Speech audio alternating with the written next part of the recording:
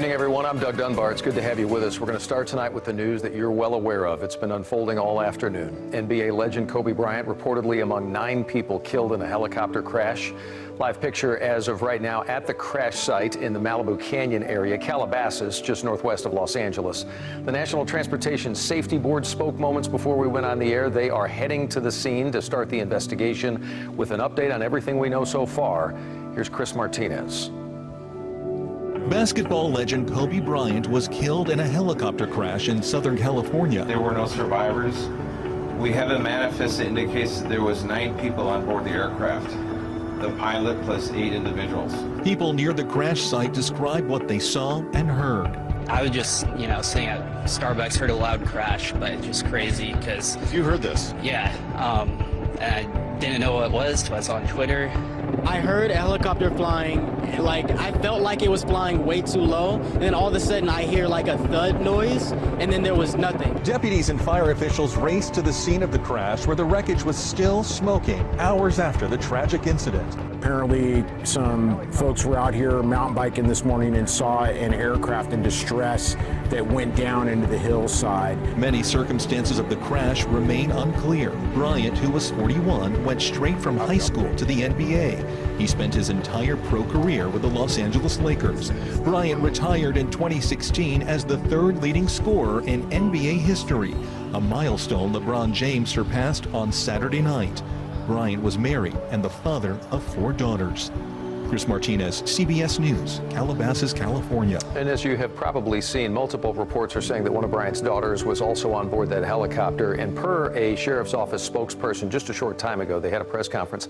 Medical examiner has not confirmed actually the identities of anyone who was on board as of yet. But as I bring in Bill Jones, Kobe's death not only has shaken the sports world, but as far as confirmation of him, at least, it has come from NBA commissioner's office, obviously, and other major sources like that, but not per the LA County Sheriff says at the moment. But reaction from all across the sports world and beyond. Shock and extreme sadness has been the story of this day in the sports world as people learned of the death of Kobe and his 13-year-old daughter Gianna this afternoon in San Antonio. The San Antonio Spurs and world champion Toronto Raptors, who just learned of Kobe's death an hour or so before game time, paid tribute to number 24 on the opening tip. First the Raptors and then the Spurs let the 24-second shot clock expire as fans rose in unison and players showed their appreciation for the NBA legend.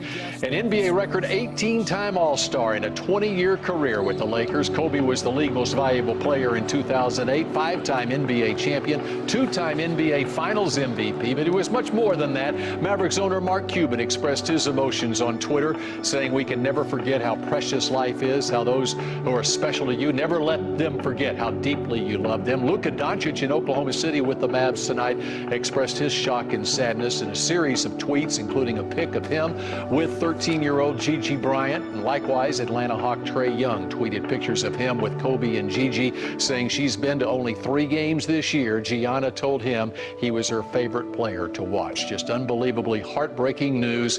And coming up later in sports, more reaction from around the NBA, including an emotional LA Clippers head coach Doc Rivers. And I know we're focused on the sports world because of who he was, but he was a guy who transcended sports. No doubt about that.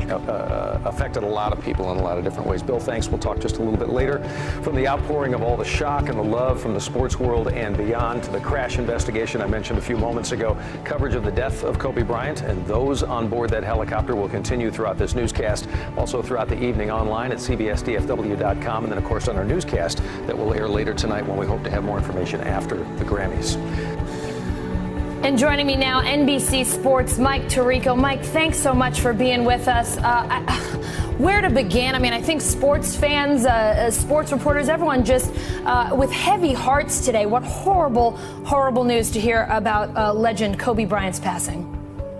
It certainly is shocking and sudden. And if not for the be on the air immediately reacting with you or with Kate Snow on the network earlier, I don't think my emotions have really processed it, to be honest. I had the pleasure of covering the NBA from 2003 to 2016, and I saw 13 years of Kobe Bryant playing, winning championships, going through the soap opera that was the Los Angeles Lakers, and then coming out of the back end of that, winning 2 more championships in 2009, 2010. and then retiring in 2016. And I was courtside at Staples Center, had the chance, the honor really to call Kobe's last game. The Lakers were not a playoff team.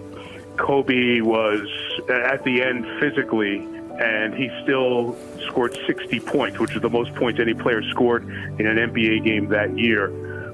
Kobe had a magnetic personality for someone who came right out of high school to NBA superstardom. Fourth leading scorer in the league. He was the third leading scorer until last night, when LeBron James passed him. Mike, you have covered every sport for years now. You have come into contact with just the biggest stars in the game. It is tragic that we often look back and say, how great was a player after they're no longer with us? But, I mean, for people who maybe don't know that much about basketball, who don't know that much about Kobe Bryant, how outstanding of an athlete was this man, and what else can you tell us about him? Yeah. For the people who are not sports fans, who are just in depth in what's been going on the Senate floor and impeachment and everything else, Kobe Bryant was one of those figures that he'll be remembered, whenever they write the history of the NBA, as one of its greatest players. And sometimes, especially today, Allison, we're prisoners of the moment, automatic reaction to what we saw 5 minutes ago. And if it happened before our lifetime, we would say, that didn't matter. Well, even if you take into consideration people who've seen basketball for 50, 60 years, Kobe Bryant was one of the best players of all time. At 6'6", an incredible talent and ability, an incredible desire to win. He had a game where we just celebrated the anniversary of it. He scored over 80 points, the second most points in an NBA game. At times, people would think he was selfish as a player, but he was so supremely talented that he would think the shot that he took was better than any shot anybody else on his team could have taken at that point. And almost always he was right. Sure.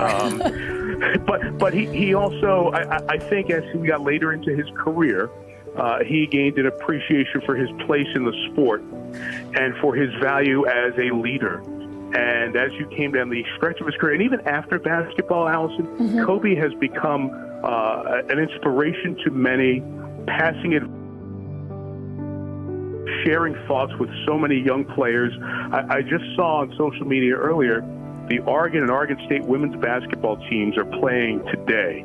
And they're both very good teams, top 10, top 15 in the country. And they were in a circle of prayer, having a prayer in honor of Kobe Bryant. And it comes to find out that Oregon's best player, who might be one of the best players in women's basketball in the country, she has been inspired by Kobe. They've struck up a back and forth relationship and conversation and social media. So Kobe, in this point of his life, post-basketball, was doing a lot of things in the business world, but also reaching out and being a leader to a lot of other people who are looking for their inspiration in basketball through him. Mike, you bring up such a funny thing about Kobe, because people always did say that, right? I mean, he scored a lot of points, and people would say, well, Kobe scored a lot of points because he didn't give anybody else the ball. But you make a great point that also came up, is that, well, he generally had the best shot, and he generally was the guy who was going to get the points for the team. And it's this incredible thing that you hear a lot about outstanding athletes, right? If you're a superstar, if you're scoring all the points,